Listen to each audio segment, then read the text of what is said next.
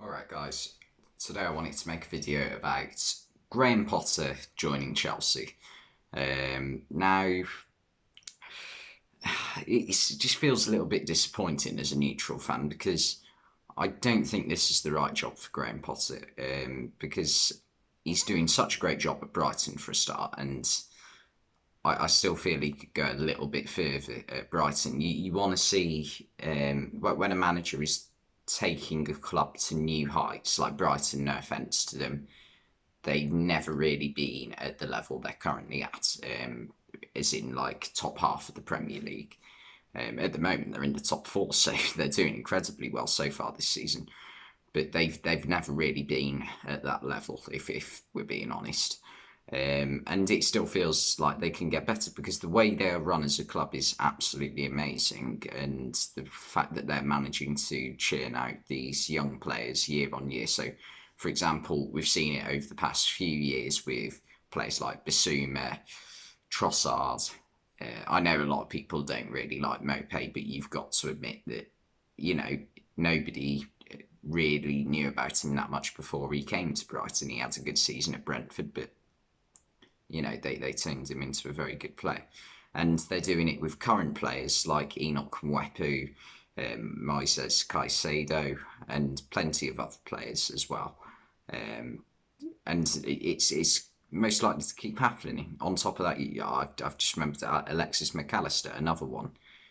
So it's a really good job he's currently doing at Brighton, and it just feels like he can take them further. He can challenge for a European spot this season, and I just, as a neutral, I just really wanted him to, play out the season with Brighton and then see what comes available in the summer. I understand, like, he might feel as though this might be his big break, or you got to take your chance when it comes. And yeah, that does make sense. And I'm sure Brighton would quite like the compensation fee of around about 20 million it's supposed to be. I'm sure that would be quite nice for them. But from Graham Potter's point of view, I just feel as though his shelf life is a lot longer. Like, he's already done a fantastic job at Östersunds in Sweden, managing to get them into like the Europa League knockout rounds is incredible. And doing a brilliant job with Brighton, because you got to remember when he came to Brighton in 2019, they were a side who they were surviving in the Premier League under Chris Hughton, I think it was. But they didn't really look like they were going anywhere. They'd had two seasons where they comfortably avoided the drop but weren't really getting anywhere, and had quite a few aging players in their team, like Glenn Murray, for instance. So they needed to, sort of redefine themselves, if that makes sense, and bring in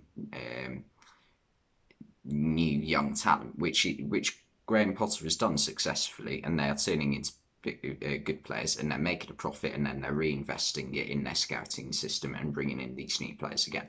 Now, if we go on to about what will happen at Chelsea, now Chelsea are a side currently who are under new ownership due to the Russian invasion. They're currently owned by Todd Boehly, no longer by Roman Abramovich.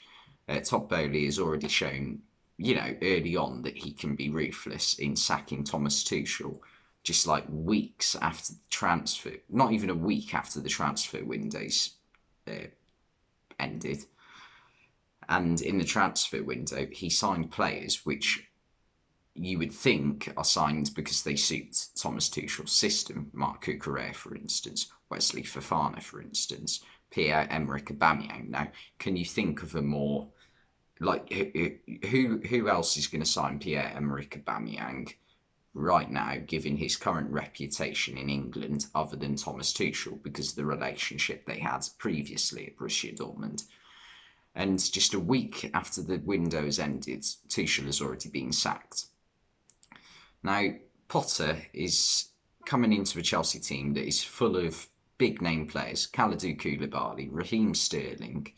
You have got the younger players like Reece James and Mason Mount, but you do have a load of big name established players, Mateo Kovacic, Jorginho, N'Golo Kante. These are massive name players, and even Aubameyang, just as I've already said, Kai Havertz.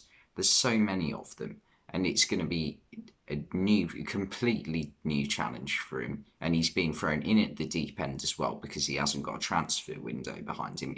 Transfer window's just ended, so it's going to be a while before he gets the opportunity to, play around with the squad and do what he wants to it. So it is going to be really interesting to see how he does at Chelsea. It is a big gamble, and I just think he would have been so much safer waiting until the end of the season because, first of all, as I've already said, it's an exciting moment for Brighton. How far can they get this season? And they're going to be a lot better off having Graham Potter as their manager than they are having Adam Lallana supposedly come in and be sort of like a caretaker manager. Like, he has zero managerial experience. Don't get me wrong, I like Adam Lallana. He seems like a really good guy, but we do not know what he is like as a manager. The chances are that he's not going to be as good as Graham Potter. And Brighton aren't really a side who are desperate for the money right now to take the 20 million for Graham Potter, because they've just sold Yves Bissouma for about 30 to 35 million to Tottenham. Just sold Marc Cucurella for 60 million to Chelsea.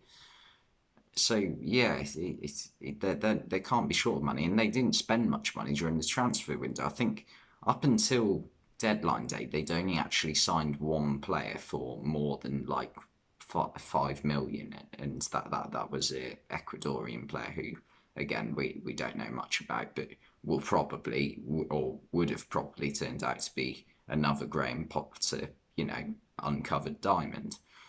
And yeah, they have signed Billy Gilmore as well, another young player who wasn't really going anywhere at Chelsea, and Brighton have taken a gamble on him, and he will get a chance at Brighton. So yeah, I personally think Graham Potter should have stayed at Brighton because I just don't think Chelsea is the right job. I think a perfect job for Graham Potter, if I'm being completely honest, would actually be the Liverpool job. I know that sounds insane because Jurgen Klopp's Liverpool manager, and right now, although Liverpool are a bit shaky at the moment, Jurgen Klopp, the chances are he's probably going to see out his contract, which doesn't now end until 2026, which is still just under 4 years away.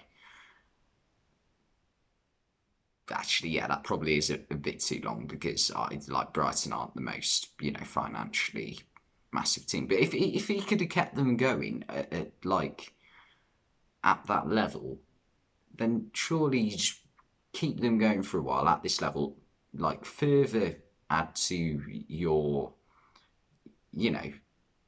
resume, if that makes sense, and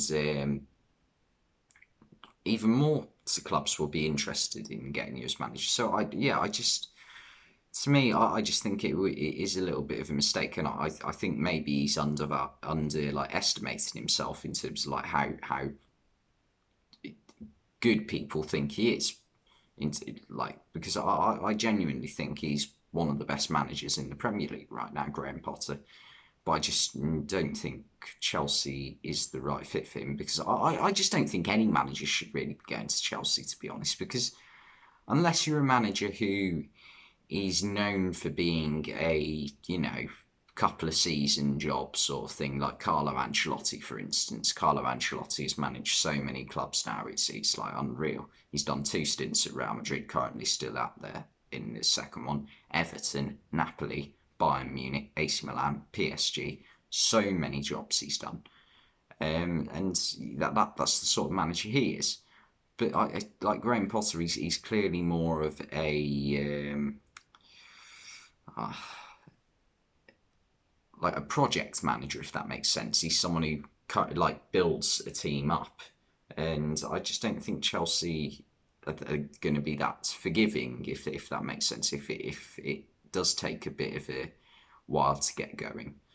So yeah, I'm not a massive fan of it, to be honest. I think he would have been better off staying at Brighton.